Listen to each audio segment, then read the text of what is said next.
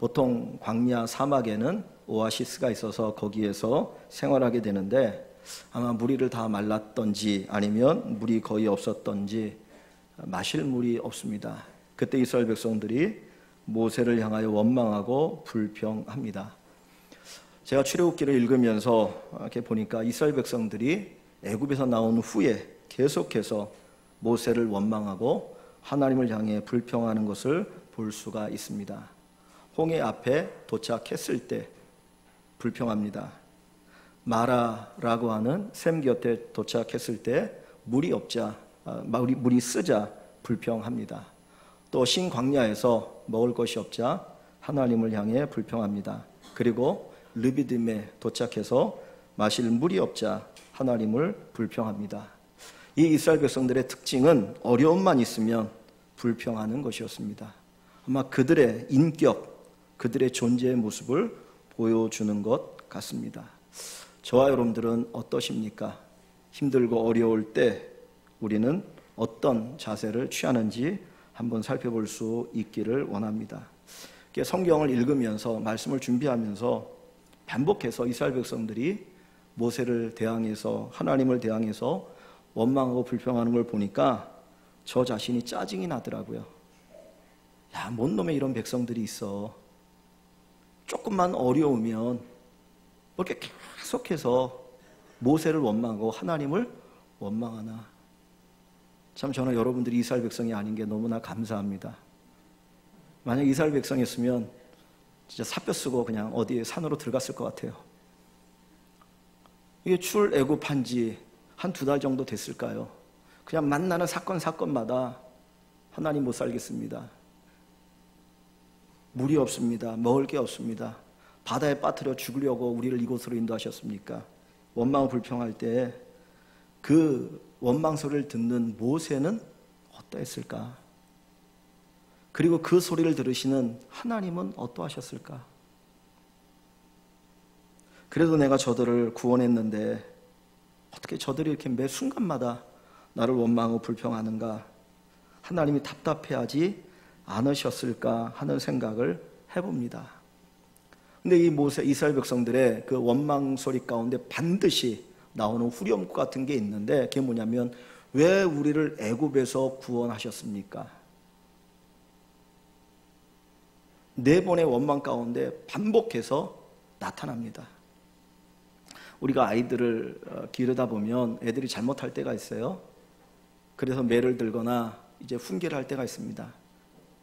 그러면 그때 조금 이렇게 못난 놈 같은 경우는 왜 저를 낳았습니까? 누가 저를 낳으라고 그랬어요? 아니 낳지 말지 왜 낳아가지고 뭐 사니 못 사니 그러냐고.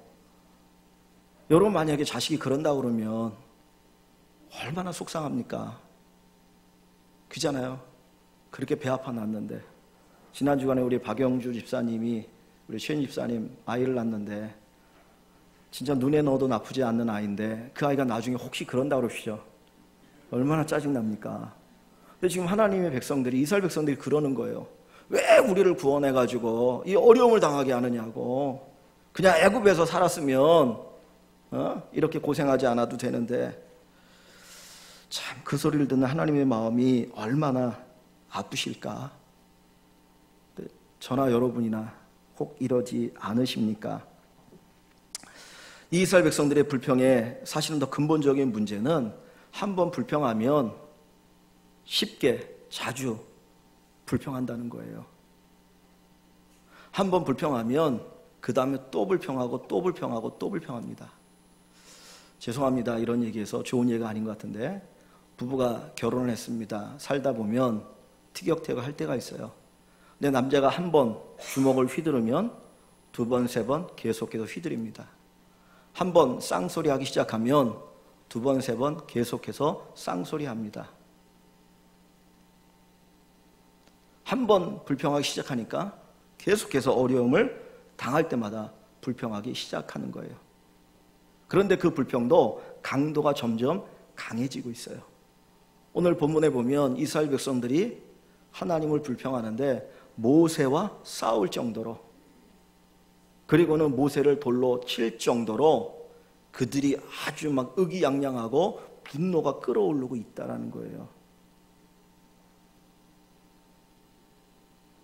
그래서 모세는 하나님, 제가 저 위협을 느껴서 도저히 못 있겠습니다.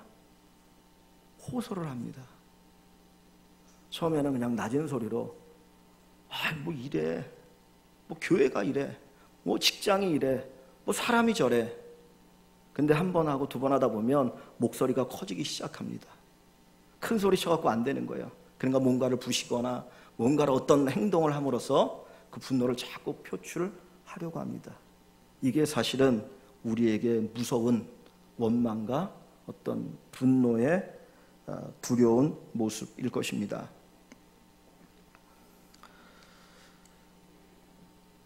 이 이스라엘 백성들은 어떤 사람들일까요?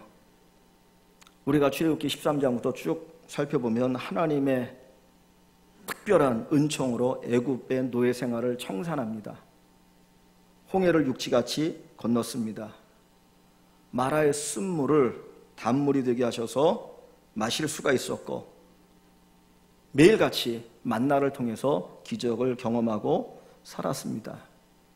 그랬다면 이 르비딤에 도착했을 때 물이 없을 때 그들은 아마 기대해야 되지 않았을까요?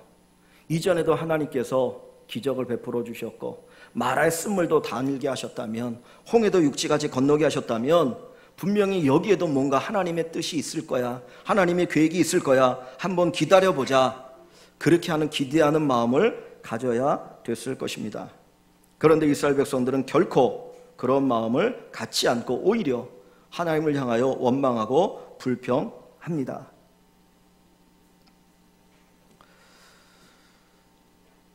사람이 불평의 감정에 휩싸이게 되어지면 아무것도 보이지 않을 때가 많습니다. 이전에 베풀어 주셨던 그 하나님의 은혜, 하나님의 기적 눈에 들어오지 않고요, 기억도 나지 않았습니다. 그냥 현재의 상황에 매몰되어 있는 거예요. 지금 우리에게 물이 없다. 그냥 거기에 매몰되어서 어떤 판단의 능력도 상실하고 하나님에 대한 기대도 없고 하나님 베풀어 주신 그 은혜도 생각하지 못하는 정말 안타까운 모습을 우리가 보게 됩니다. 사실 모세가 얼마나 많은 역할을 감당했습니까? 얼마나 많은 수고를 했습니까? 사실 미디안에서 양을 치고 편안하게 살던 모세였습니다. 근데 하나님 부르셔서 내 백성을 구원해라. 그래서 목숨 걸고 바로 앞에 나갔고 정말 거기서 그들을 인도했습니다. 그리고 2달, 석 달 동안 이들을 이끌어가는 동안 얼마나 많은 수고를 했는지 모릅니다. 그러나 이스라엘 백성들은 결코 모세의 수고를 생각하지 않았습니다. 오직 자기밖에 모르는 거예요. 우리가 목마르다.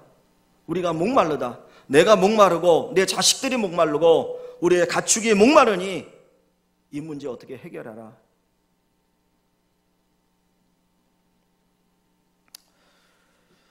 사람이 불만족에 처하다 보면, 원망하다 보면 모든 게 정지되는 것 같아요. 그래서 스스로 목숨을 끊거나 잘못된 결정을 하는 사람들이 많이 있습니다. 세상에 가장 자기가 불쌍해 보이고 가장 자기가 불행해 보이고 살만한 가치가 없는 존재를 생각하니까 스스로 잘못된 결단을 하는 경우를 우리가 종종 볼 수 있습니다. 사랑하는 성도 여러분, 어떤 상황 속에서도 결코 원망 불평하지 않는 귀한 은혜가 함께 하시기를 주 이름으로 간절히 축원합니다. 이런 이스라엘 백성들을 향해서 하나님이 어떻게 하십니까? 오늘 본문 6절 말씀을 한번 같이 봅니다. 17장 6절을 같이 봅니다. 내가 호렙산에 있는 그 반석 위 거기서 내 앞에 서리니 너는 그 반석을 치라. 그곳에서 물이 나오리니 백성이 마시리라. 모세가 이스라엘 장로들의 목전에서 그대로 행하니라. 하나님은 모세에게 말씀합니다. 모세야, 저 반석 보이지? 그 반석을 네 지팡이로 쳐라. 그러면 물이 나오리라. 모세가 반석을 향하여서 지팡이를 내리쳤습니다. 그랬더니 지팡이가 갈라지면서 거기서 물이 쏟아져 나오기 시작합니다. 시편 105편 41절에 보면 이 사건을 이렇게 기록하고 있습니다. 반석을 여신즉 물이 흘러나와 마른 땅에 강같이 흘렀나니. 하나님께서 반석을 열으시고 물을 흘러 보내시는데 그 물이 어느 정도 흘렀냐면 강같이 흘렀다는 거예요. 지금 모세가 있고 이스라엘 백성들이 있는 이곳은 광야고 사막입니다. 여러분, 비가 와도 물이 많이 나와도 웬만하면 다 땅에 스며들어 버려요. 그런데 하나님께서 얼마나 물을 많이 쏟아나게 하셨는지 거기에서 강이 되어질 정도라고 말씀하고 있습니다. 무엇을 가르쳐 줍니까? 그들이 마음껏 먹고 마실 수 있고 빨래하고 목욕하고 씻을 수 있고 그들이 사용할 수 있도록 하나님 넉넉하게 그들에게 물을 주셨다라는 거죠. 어제도 비가 어마어마하게 왔습니다. 그런데 비가 많이 와도 사실 메마른 땅을 강같이 적시는 경우는 적다라는 거죠. 하나님이 얼마나 큰 은혜를 주셨으면, 얼마나 큰 기적과 능력을 발휘했으면 그 광야에 강이 흐르게 되었을까? 무엇을 보여줍니까? 하나님의 은혜와 하나님의 사랑과 하나님의 기적이라는 거죠. 저 같으면 그 원망하는 이스라엘 백성들을 이렇게 하지 않을 것 같아요. 니네 한번 맛 좀 봐라. 너 나 원망하지, 불평하지, 어디 한번 당해봐. 그리고 한 며칠 동안 그냥 띠 앞에서 쫙 내리쬐고 아예 구름도 싹 걷어버릴 텐데 하나님 그렇게 하지 않으셨어요. 반석을 가르셔서 물을 내시고 마음껏 먹고 살게 하십니다. 이게 바로 사랑의 하나님입니다. 사랑받을 만한 조건이 없는, 하나님 앞에 불평하고 원망하고 짜증내는 우리들을 징계하지 않으시고 우리에게 사랑을 베풀어 주시는 그 하나님, 바로 우리가 믿는 하나님입니다. 여러분, 이 말씀을 들으면서 여러분들은 이스라엘 백성들을 어떻게 생각하십니까? 아유, 신앙이 저거밖에 안 돼. 그러나 사실 우리는 어떤가요? 그들과 우리와 별반 다른 게 없지 않습니까? 우리도 조금만 힘들면 원망 불평하지 않습니까? 하나님, 왜 내가 이런 고난을 당해야 됩니까? 내가 이런 아픔을 겪어야 됩니까? 그렇게 불평하지 않습니까? 그럼에도 불구하고 하나님께서는 저와 여러분들에게 사랑을 베풀어 주시고 은혜를 주시고 기적을 부어주시는 하나님이십니다. 이 하나님을 만나는 귀한 은혜가 우리 온 성도들에게 있기를 주 이름으로 간절히 축원합니다. 이 말씀 속에서 사실 깊이 생각해 봐야 될 문제가 있습니다. 뭐냐면 이스라엘 백성들이 진짜 물 때문에 불평했을까?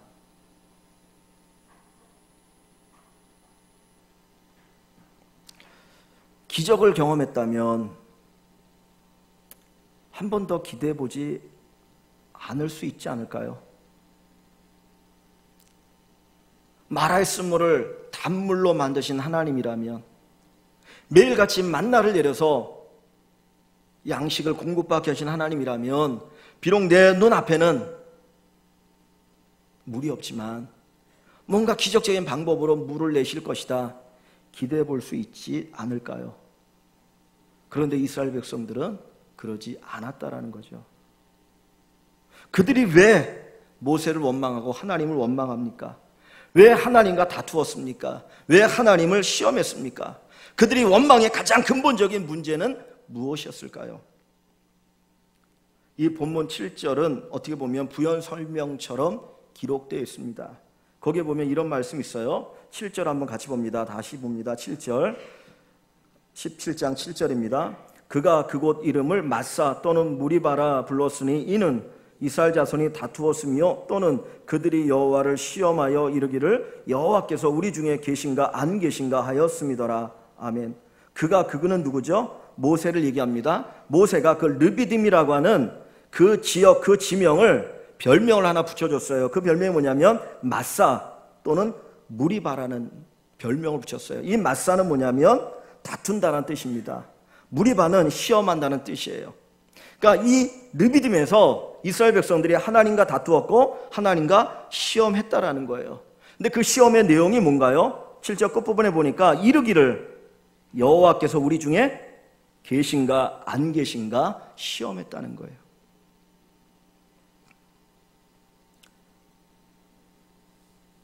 이들의 불평의 근본적인 원인이 무언가 하는 것을 보여줍니다. 하나님이 우리 중에 계시냐 안 계시냐 그것 가지고 하나님을 다투었고 하나님을 시험했다라는 거예요. 이 이야기는 뭐냐면 그들의 불신앙이 원망의 근본 문제라는 거예요. 물이 없어서가 불평의 원인이 아니고 하나님을 바라보는, 하나님을 믿는 그 신앙이 없었기 때문에 그들이 불평했다는 것을 여기서 가르쳐주고 있습니다. 뒷부분에 가보면 모세가 십계명을 받기 위해서 시내산에 올라가죠. 40일을 기도하고 금식합니다. 모세도 시내산에 올라갈 때 자기가 얼마나 있을지를 몰랐습니다. 하나님 부르신가 올라간 거예요. 그리고 기도를 합니다. 근데 밑에 있는 이스라엘 백성들은 모세가 올라가서 내려오지 않으니까 하루 가고 이틀이 가고 한 주 가고 두 주이 가면서 불안한 거예요.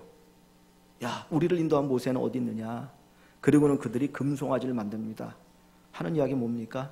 우리를 애굽에서 인도한 신이라는 거예요.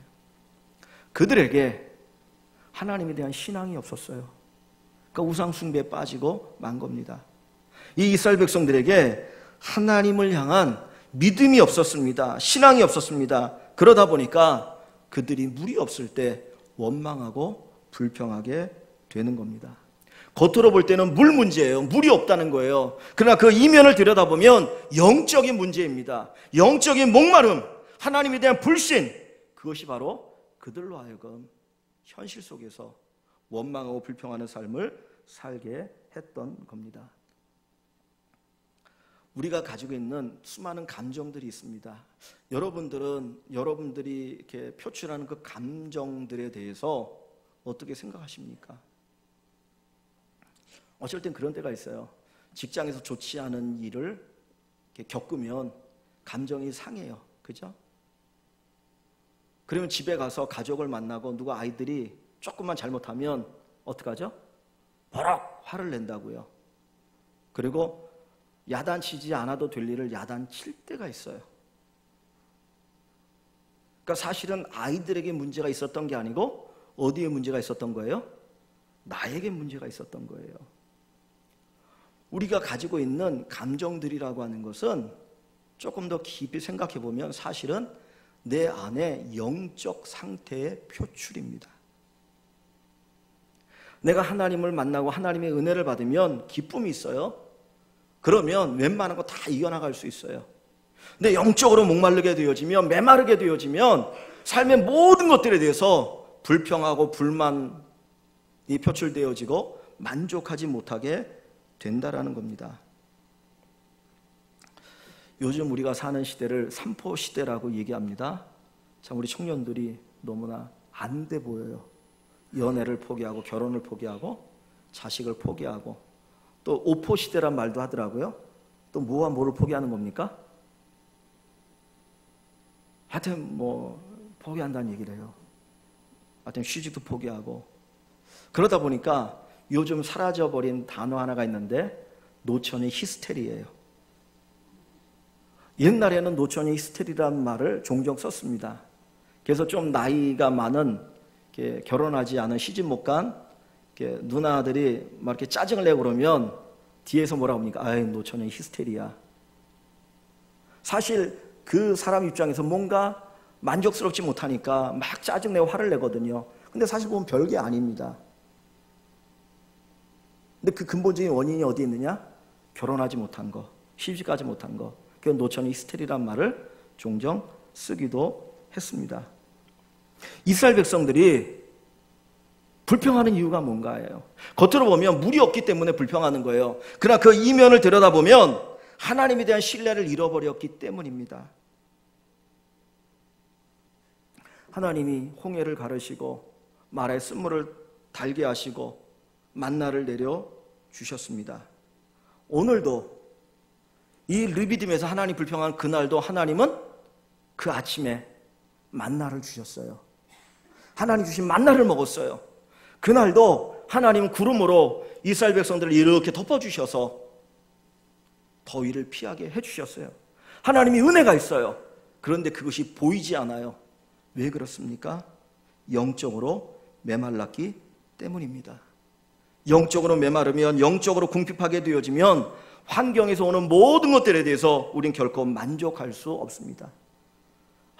남편 때문에 못 살겠어. 저놈의 자식 때문에 못 살겠어. 직장에 가면 나 그 사람들 짜증스러워서 내가 못 다니겠어. 그 사람에게 문제가 있는 것처럼 생각하지만 이면을 들여다보면 내 안에 영적인 메마름이 있기 때문입니다. 하나님에 대한 신뢰가 없기 때문에 우리는 짜증낼 때가 있다라는 거예요. 문제의 원인은 사실은 나와 하나님과의 관계 속에 있다는 것을 생각해 볼 수 있길 원합니다. 아모스 선지자가 이야기합니다. 북이스라엘의 기근과 기갈로 인하여 수많은 청년 남녀들이 쓰러진다고 얘기합니다. 그런데 그가 이야기하는 기근과 기갈은 먹을 것이 없어서가 아니라 여호와의 말씀이 없기 때문에 기근과 기갈로 인하여 청년 남녀들이 쓰러지느니라. 우리가 영적으로 충족하지 않으면, 영적으로 충만하지 않으면, 성령으로 충만하지 않으면 저와 여러분들은 불평할 수밖에 없어요. 만족이 없습니다. 기쁨이 없습니다. 오늘 사랑하는 일광의 모든 식구들이 성령으로 충만하셔서 여러분의 삶에 어두움의 그림자는 떠나가고 기쁨과 평강과 감사가 차고 넘칠 수 있기를 주의 이름으로 간절히 축원합니다. 본문 6절 말씀 한번 같이 봅니다. 다시 한번 6절 말씀을 보겠습니다. 6절, 내가 호렙산에 있는 그 반석 위 거기서 내 앞에 서리니 너는 그 반석을 치라. 그것에서 물이 나오리니 백성이 마시리라. 모세가 이스라엘 장로들의 목전에서 그대로 행하니라. 7절 끝부분에 보면 이스라엘 백성들이 불신앙이 뭡니까? 하나님을 시험했던 게 뭔가요? 여호와께서 우리 중에 계신가 안 계신가? 하나님이 자기들과 함께 하신다라는 것을 그들은 믿지를 못했어요. 이것이 불평의 원인이라고 그랬죠. 자, 그래서 하나님은 6절에서 어떻게 얘기했습니까? 내가가 누구죠? 5절에 보면 누구예요?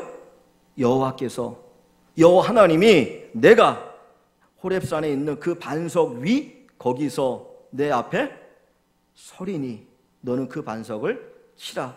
그곳에서 물이 나오리니. 자, 보십시오. 지금 모세는 뭐를 치고 있습니까? 반석을 치고 있어요. 그런데 사실 엄밀하게 보면 그 반석 위에 누가 계시다고요?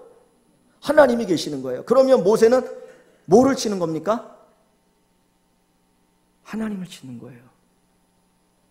물은 우리의 눈으로 볼 때는 반석이 갈라져서 흐르고 있지만 사실은 누가 물을 내주시는 겁니까?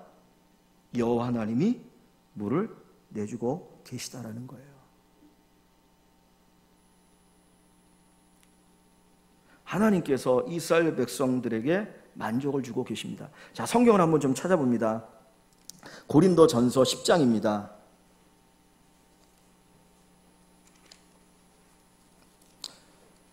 고린도전서 10장, 이 출애굽기의 말씀을 고린도전서에서 이렇게 이야기하고 있습니다. 10장 1절부터 4절 말씀을 봅니다. 10장 1절부터 4절입니다. 같이 읽습니다. 형제들아, 나는 너희가 알지 못하기를 원하지 아니하노니 우리 조상들이 다 구름 아래에 있고 바다 가운데로 지나며 모세에게 속하여 다 구름과 바다에서 세례를 받고 다 같은 신령한 음식을 먹으며 다 같은 신령한 음료를 마셨나니 이는 그들을 따르는 신령한 반석으로부터 마셨음에 그 반석은 곧 그리스도시라. 아멘. 자, 2절에 보면요, 지금 이 출애굽 사건을 얘기합니다. 모세에게 속하여 다 구름과 바다에서 세례를 받고 그랬어요. 구름은 뭐죠? 이스라엘 백성들이 매일같이 진행할 때 하늘에 구름 기둥이 있었다고 그랬죠. 하늘에 이렇게 구름이 덮어졌어요. 바다는 뭡니까? 홍해 사건을 얘기합니다. 그러니까 구름과 바다를 통해서 뭐를 받았다고요? 세례를 받았다. 이게 세례 사건이라는 거예요. 이스라엘 백성들에게는 그게 세례의 의미라는 거예요. 옛 사람이 죽고 새 사람이 되었다. 자, 3절에 다 같은 신령한 음식을 먹음에, 자, 신령한 음식은 뭔가요? 만나죠. 하나님이 내려주신 그 만나를 신령한 음식이라고 표현합니다. 4절에 다 같은 신령한 음료를 마셨으니 이 신령한 음료는 뭐죠?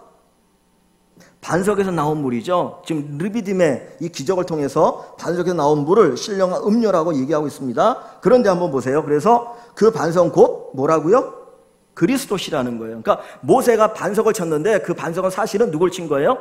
그리스도를 친 거예요. 그리스도를 쳤다는 것은 그리스도께 십자가에 달려 죽으심으로 보혈을 흘려서 그 보혈이 우리를 만족하게 했다는 거예요. 우리의 문제를 해결해 주셨다는 겁니다. 그런데 다시 한번 4절을 봅니다. 자, 보세요. 다 같은 신령한 음료를 마셨으니 이는 그들을 따르는 신령한 반석으로부터 마셨음에, 자, 그들을 따르는 신령한 반석이랍니다. 그들이 누구죠? 이스라엘이에요.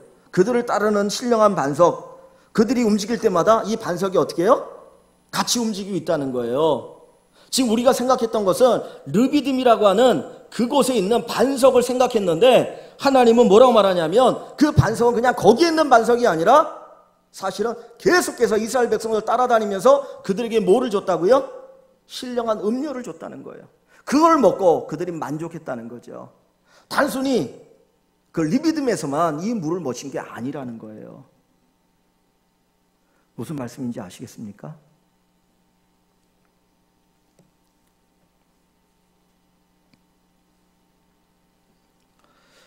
그 요한복음 4장에 보면 수가성 여인에 대한 이야기가 나옵니다. 이 수가성에 살던 여인은 사람들의 눈을 피해서 물을 기르러 나왔던 불행한 여인이었어요. 사람들이 자기를 만나는 것을 두려워했습니다.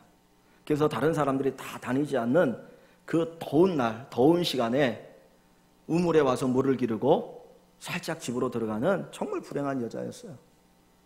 그런데 그 우물 곁에서 예수님을 만납니다. 그 주님이 이야기하다가 그 여인에게 물어봤어요. 너에게 남편이 있느냐? 그때 이 여인이 얘기하기를 남편이 없습니다. 남편이 없습니다. 근데 사실은 이 여자에게 남편이 있었어요. 전에 남편이 5명이 있었고 지금도 남편이 있는 여자예요. 그런데 이 여인은 예수님에게 말하기를 저는 남편이 없습니다. 주님은 그 이야기를 듣고 네 말이 옳다라고 얘기해요. 남편이란 존재는 뭡니까? 나를 만족해 하는 존재이죠. 내가 의지할 수 있는 존재거든요. 그러니까 이 여인의 이야기는 제가 정말 의지할 수 있는 대상이 나에게는 없습니다라는 얘기예요. 그때 네 말이 옳다라고 주님 얘기하십니다.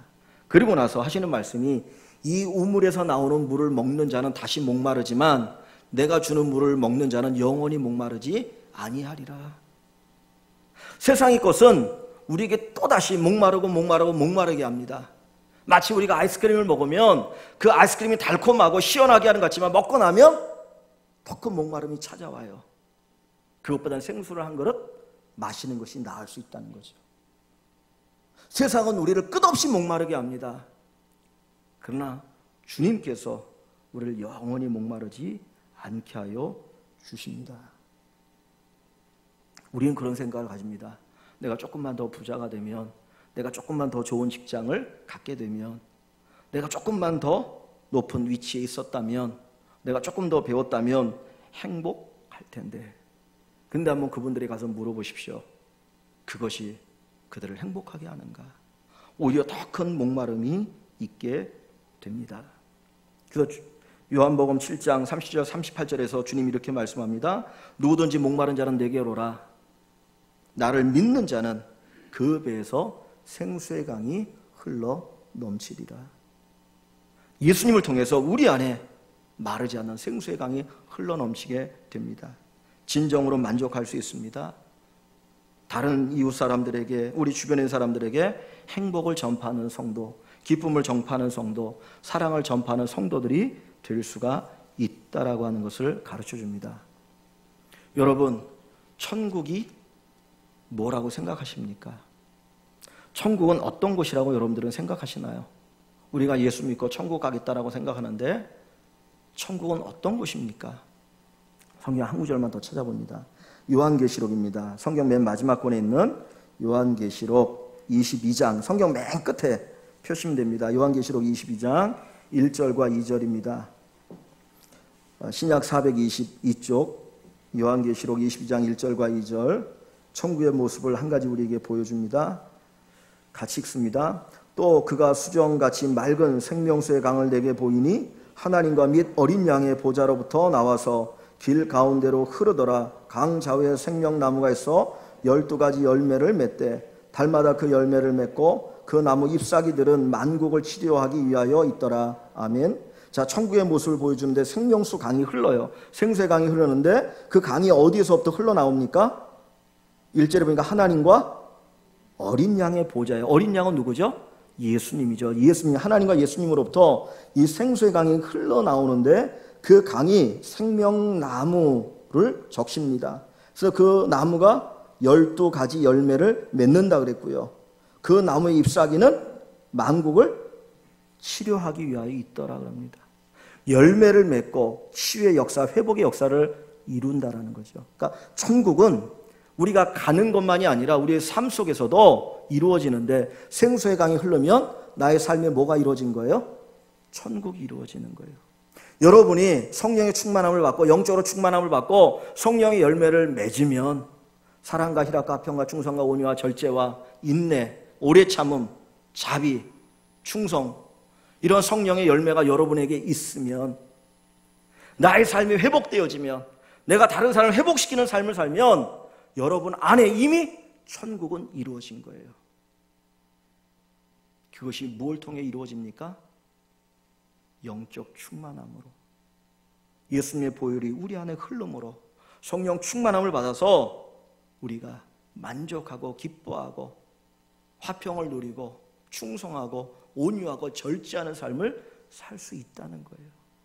이게 천국입니다. 이런 축복이 우리 사랑하는 모든 식구들에게 함께 하시기를 주의 이름으로 간절히 축원합니다. 한 가지만 조금 더 생각합니다. 이 반석은 어디에 있습니까? 이 반석이 어디 있죠? 우리 교회도 반석이 있는데 오늘 성경은 이 반석이 어디 있다고 얘기합니까? 좀 썰렁했나요? 예, 8절 6절입니다. 17장 6절을 같이 봅니다. 내가 호렙산에 있는 그 반석 위 거기서 내 앞에 서리니. 자, 아까 반석은 뭐를 얘기한다고요? 반석은 누구죠? 예수 그리스도라고 했어요. 예수 그리스도가 반석입니다. 근데 그 반석이 어디 있습니까? 오늘 6절에 보니까 호렙산에 있는 반석이라고 했어요. 호렙산에 있는 반석. 왜 하나님 호렙산에 있는 반석을 치게 하실까? 그럼 도대체 호렙산이 어디 있습니까? 자, 3장 1절 봅니다. 출애굽기 3장 1절. 3장 1절은 하나님이 모세를 부르시는 장면입니다. 하나님 모세를 부르시는 장면인데 3장 1절을 봅니다. 3장 1절 같이 봅니다. 모세가 그의 장인 미디안 제사장 이드로의 양떼를 치더니 그 떼를 광야 서쪽으로 인도하여 하나님의 산 호렙에 이름에. 그리고 이제 2절부터 보면 하나님 만나는 장면이 나오죠.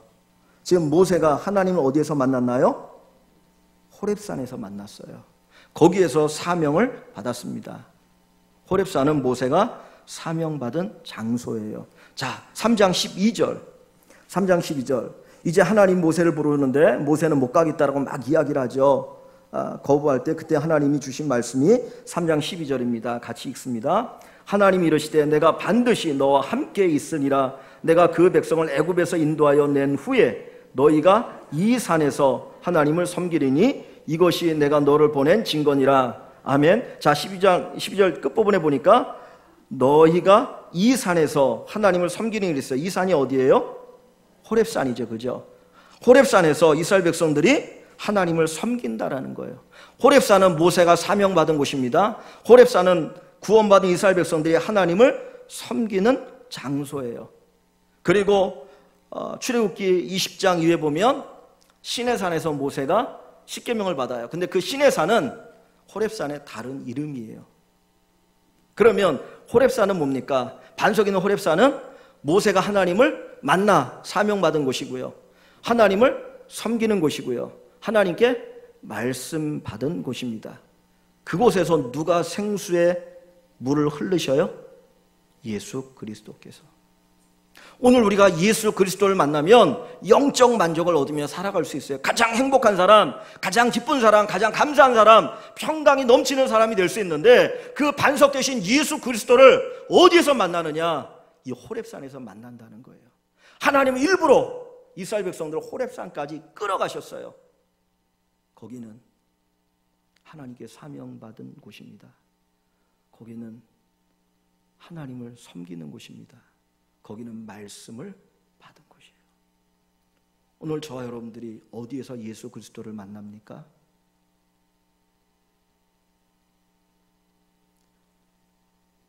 사명을 깨달을 때 우리 예수를 만납니다. 하나님을 바로 섬길 때 반석 되신 예수님을 만날 수 있어요. 여러분들이 말씀을 듣고 배울 때 거기에서 반석 되신 예수님을 만나 그 반석에서 생수의 강이 흐르게 된다는 거예요. 오늘 호렙산이 어디입니까? 우리의 삶의 모든 곳이 호렙산이 될 수 있어요. 그러나 조금 더 우리가 생각해 본다면 쉽게 만날 수 있는 호렙산은 교회입니다. 우리가 여기에서 하나님의 사명을 발견할 수 있고요. 우리가 여기에서 하나님을 섬기는 것을 배우고요. 여기서 말씀을 듣고 말씀을 읽고 말씀을 배우고 그리고 주님을 만나게 되는 겁니다. 여러분에게 호렙산이 필요합니다. 호렙산이 없는 사람 불행한 사람이에요. 반석 대신 예수님 만날 수 없어요.